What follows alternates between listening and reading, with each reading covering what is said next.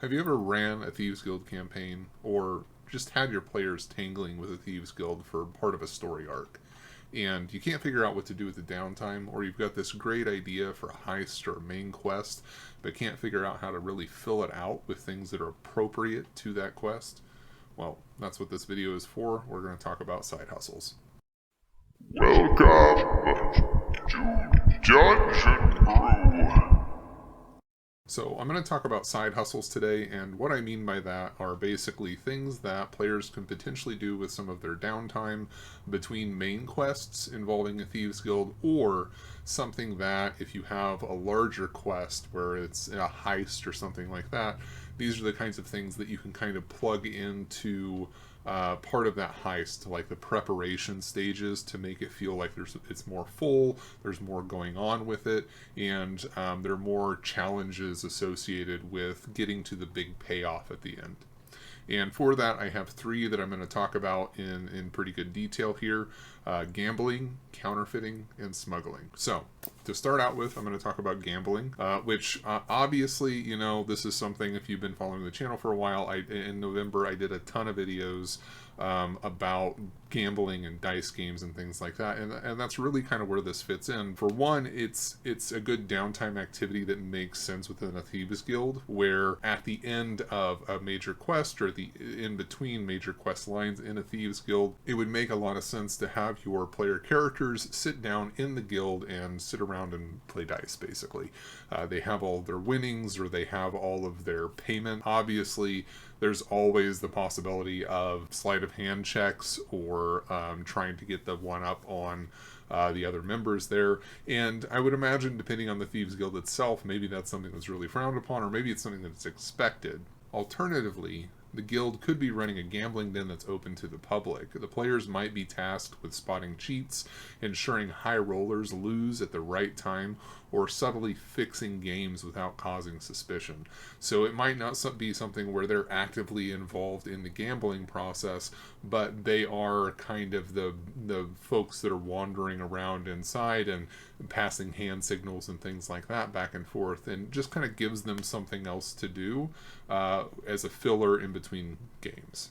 Now, if we're talking about taking gambling and enhancing a larger quest, it could be something where they might be expected to go and get help from somebody who's knowledgeable, get information from somebody who's knowledgeable, but overall they're just trying to win favor, so that maybe there's a gambler or a smuggler or somebody else who's essential to the task that they're trying to accomplish, and to get it they need to win their trust. And so that could just be a process of sitting down at a table and playing a couple of games of a high stakes dice game. Maybe it might be something where it's an actual high stakes match, so the players need that critical piece of information, or they need an item, or they need something going on with that overall quest, and the gambler insists that it can only be won through it if they won a game at the table.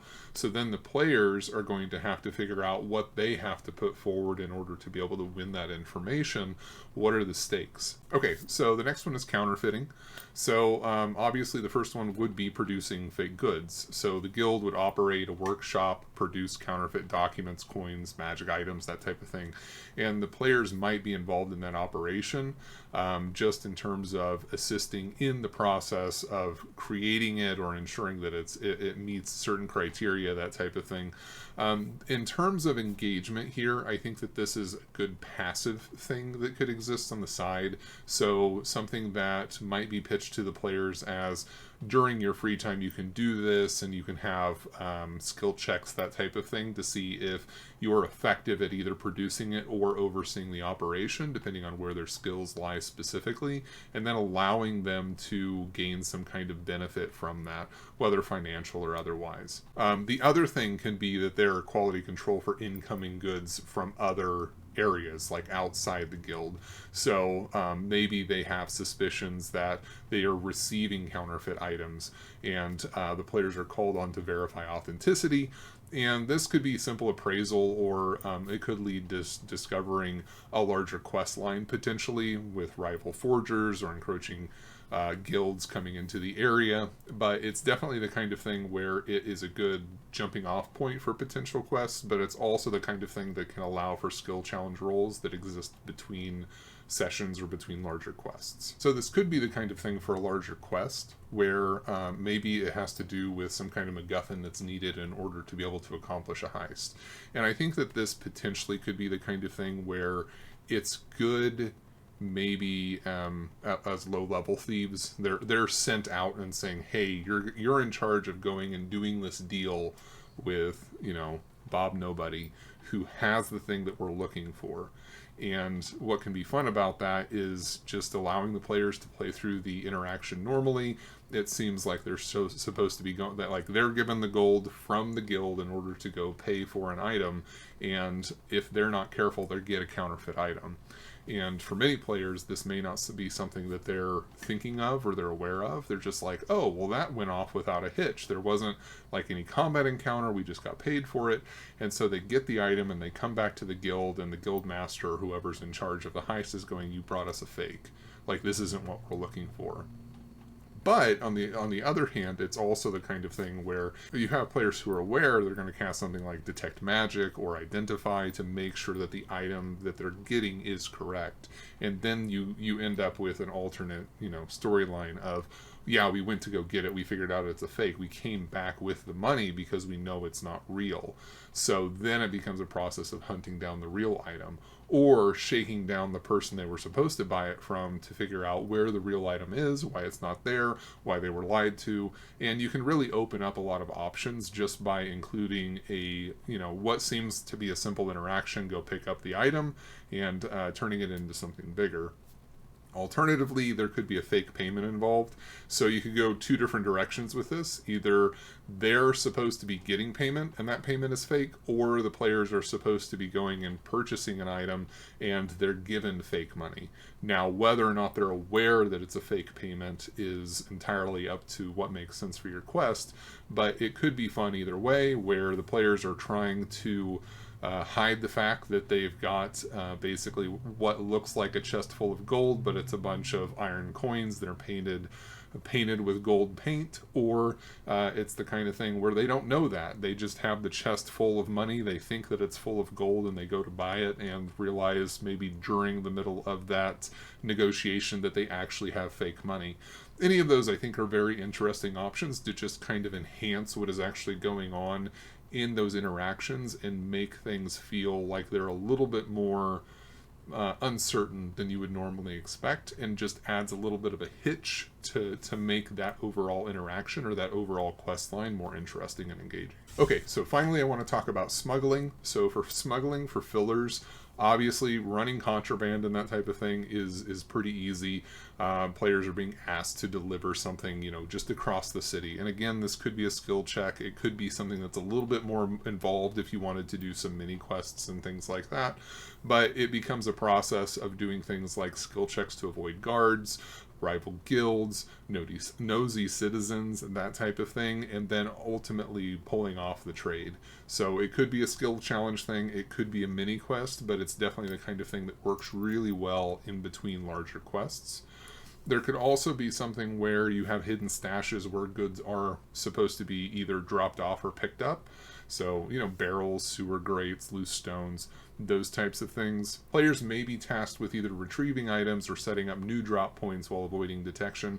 And again, this becomes a skill challenge type scenario.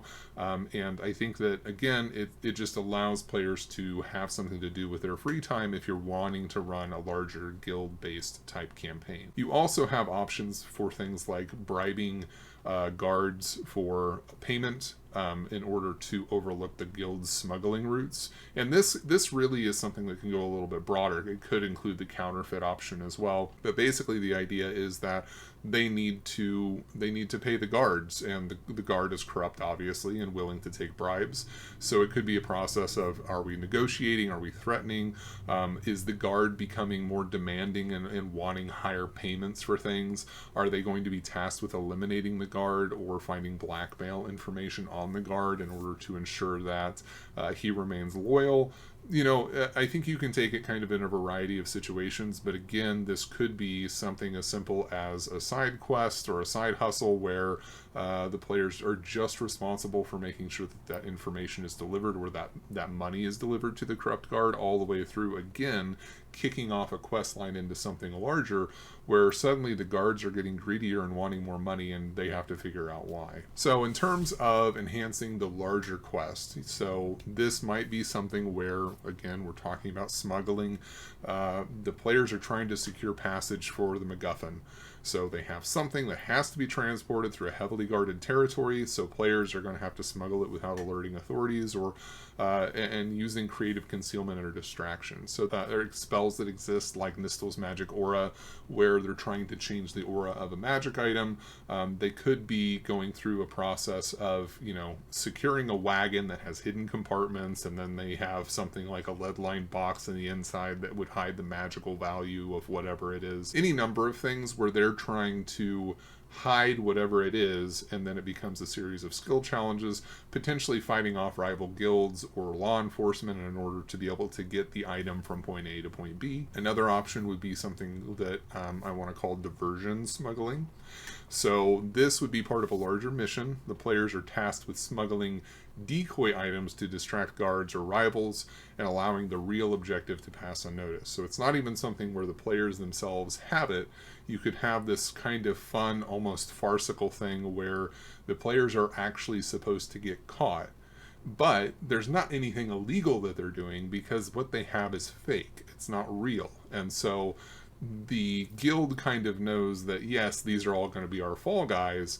We want them to get caught because if they catch somebody with a fake item, then they're going to be taken to jail. But as soon as they verify that it's fake, they're going to be like, well, this is nothing. This isn't magical. This is just nonsense. And so it allows the players to kind of have a fun, engaging, farcical way of how are you going to get caught in order to try and get the real thing through, allow them to spend a night in jail, and then ultimately be freed because they haven't done anything illegal. So the last thing that I want to talk about for larger quests are just the idea of the actual handoff. So this is something that Joshua and I talked at length about in the smuggling video for the Thieves Guild videos that we did for the channel. But I think that having the players overseeing the actual deal and ensuring that both sides are upholding their end of the bargain is an interesting option. So not just insofar as you're going to the place and doing the handoff. Maybe this is a situation where the players are more involved. So they're the ones who are supposed to be taking their posts around the location, trying to provide potential escape routes, trying to ensure that their people can get in safe and get out safe, anticipating what the other guild is going to do, that type of stuff. It's a little bit more involved, a little bit more intricate, but it's also the kind of thing that I think some of the more tactical players would really thrive in and allow them to get excited about and engaged in the option of how do we make sure that everything kind of goes off without a hitch. All right, so that is all that I have today when it comes to Thieves Guilds and side hustles. If you like the video, please like and subscribe. If you have not already, leave a comment down below. It really lets us know kind of what the community is thinking in regard to some of the stuff that we put out there, so we really appreciate it. And if you have not already, please check out our Patreon. You can sign up and subscribe for free, and we put out free stuff all the time for anybody who is subbed. And until next time, happy gaming. Dungeon Brew.